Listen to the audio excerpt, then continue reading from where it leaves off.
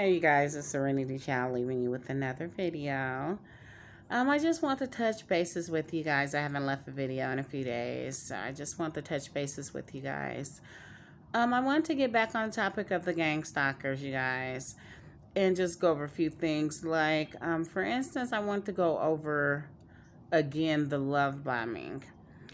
When you're meeting these people, you guys, these gang stalkers, they're gonna always have a story, as I mentioned for you. With me, they know, like, who, for instance, put you in the program or whatever. So with me, it was my mom. And, I'd be upset about that sometimes because it's like you love your mom and it's kind of hard to go against your mother or to, you know, um, deal with the situation. Just the fact that my mom is against me, she's like a narcissist. I love her or whatever, but she do try to play games with my head. And, she always illustrates different things to let me know that she's watching me. You know, um, what I do is no secret. I'm not ashamed of myself for anything that I've done, for that fact of the matter, because a lot of it is set up tactics and I just give different people the benefit of the doubt. But I do have the gift of discernment, so I know how to see through these things. And, 9 times out of 10, I be around these people because I want to help bless them or help them in their situation. If you're constantly being good to a person and they bite you on your back, you fed that person, you took them out, you watched a movie with that person, they're really, in their lifestyle, they're not doing anything, but you treat that person like they're golden, and they bite the hand that feed them, you know what I'm saying? And you be wanting these people to convict themselves or maybe change uh, the way that they do things. So you try to show them love because that's why they're so good at gang stalking. A lot of these people never had love and don't know what it feel like to be loved, and they envy um, you getting any. They want you to feel what they feel, and I noticed that with my mom. When she was younger, she never did really have a relationship with her mother. And she was jealous of me having one with her. Like, why would I have one? Like, I went through it not having a mom. So, like, what she did by being absent in my life for damn near centuries or a decade or so, I had to raise myself and emancipate myself at 16. And I was my own parent, and I never looked back. But with that being said, she didn't feel too guilty about abandonment. She felt that because she didn't have a mother, it was okay for me not to have one. And things need to change. Generational curses need to be broken. We don't have to do what our parents did to us, or we don't have to mimic those lifestyles. We could be different, and change the cycle of things. So if you want a better life and with your kids, you're gonna be a positive role model. You're gonna want your kids to have better than what you had, and you're gonna help them in any which way you can to reach that goal. Instead of putting your foot in their back, trying to hold them down. I don't believe in trying to make my kids out of the image that I was or whatever, but I do want them to have better than I had, and I want them to be successful at life and things that they do. So that was that. Also, I want to get on the love bombing with the men and the women and whatnot. Now, a lot of these people, you guys, when they come in to love bomb you, they're already in a relationship and they'll come in as if they're single. And if it's a man, he's going to try to get with that woman. And if it's a woman, vice versa. But when they come in, and it's really sad to say that some of these women and men, their mates, are aware of their gang stalking. So it's like a job for them, and they'll sit back while you're with that person for months, having sexual intercourse and whatnot, and you're believing that you're in a relationship with this person, but that person will actually be in a relationship with someone else. When you're not around, they'll contact their mate who they're in a relationship with, and but when they're in your face, it's you and them. You're in a relationship with them.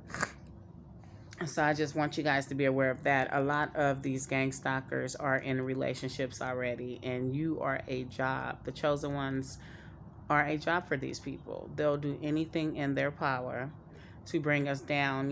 One thing I noticed is that it's very sinful because, the reason why I wanted to get married is so that I didn't have to fornicate, and I want to have a better relationship with God because I was, very affectionate.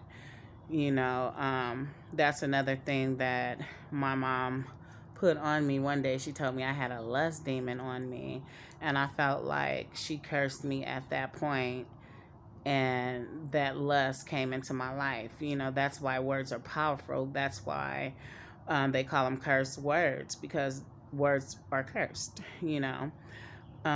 We have to watch what comes out of our mouth. And I have a very dirty mouth sometimes, you guys. And I do try to work on that because I do want to better myself in areas where I see that I'm not so good at. One thing is mind over matter, and I always believed in that because I was always able to convince myself when I was doing something wrong of what I wasn't going to do and sticking to that. Um, and that's what it's all about. Like, our mind is very powerful. Like, we can change things with our mind. It's our subconscious, it's our mind, and it operates everything that goes on. For instance, if you're on drugs and you want to get off of them, you just have to put it in your mind that this is not something you want to do, and you constantly have to tell yourself that and pray to God and let him deliver you from that. That's never been a problem with me. I feel like anything that I do is because I want to do it, not because I have to do it. I can be addicted to certain things, but when it comes down to drugs, I don't let myself get caught up to where I can't withdraw myself from that situation. I'm always able to walk away. But one thing that I found that's very hard for me to stop doing is smoking cigarettes. Also, I do indulge in alcohol as well. But, we have to do mind over matter because our mind operates everything, and that's where it starts at. So we have to convince ourselves and tell ourselves that this is not what we want. We want better. Also, with the love bombing, when these people come in, they do have a motive. Most of them is coming to do something. Everything is for a reason. So they may be love bombing you, but at the same time, they may be putting cameras up in your house or speakers, or coming to get a bit of information from you, or to see if you're doing something that the organization is not aware of, or your train of thought. Train of thought is another process. They want to see what your mind frame is like and how you're thinking and things like that. So you just want to be aware of little tactics like that, because me, I tell people things that I want them to know, and half of the time I play the fool that's trying to fool me. I don't give up information that I don't want to be known. You know what I mean? Sometimes I go in circles with these people. I repeat the same thing over and over and make it seem like I'm mental or whatnot. But, sometimes I'll play a little game with them. And sometimes I'll just, you know, be myself, But that's when I'm myself, I'm kind, loving, sweet. You'll know when I'm myself. But if I'm feeding you with a long handle spoon, it's kind of hard to detect if I'm being myself or not, because I'm not gonna give these people my true identity. They won't see that because I am gonna treat things. I used to treat people how I wanted to be treated, but when I pick up on the foolery, then I put that clown suit on. And it's okay for us to do that because God say test the spirits. We want to know who we're around and what their motives is, their agendas. It's always good to, you know your enemy tactics, and in order to know your enemy, sometimes you have to be around your enemy. That's why you keep your enemies close. That's like the CIA or an undercover police officer. They're going to go undercover, but they're going to be in the atmosphere with the sting operation that they're actually working on. They have to be in, like, hands on, in order to see what's going on so that they can make a move. And once they build enough information, then they'll go ahead and make their bust. Sometimes that could be a year, sometimes it could be several years. You just never know, depending on the information that they're gathering. But I just want to share that with you guys. Just never let your guards down on these people. Me, sometimes I give people the benefit of the doubt because I'm more curious of what they trying to get to know me for, what they're up to, than I am trying to be in their presence. And then at times I do get lonely. So, sometimes it could be for companionship or, whatever the case may be.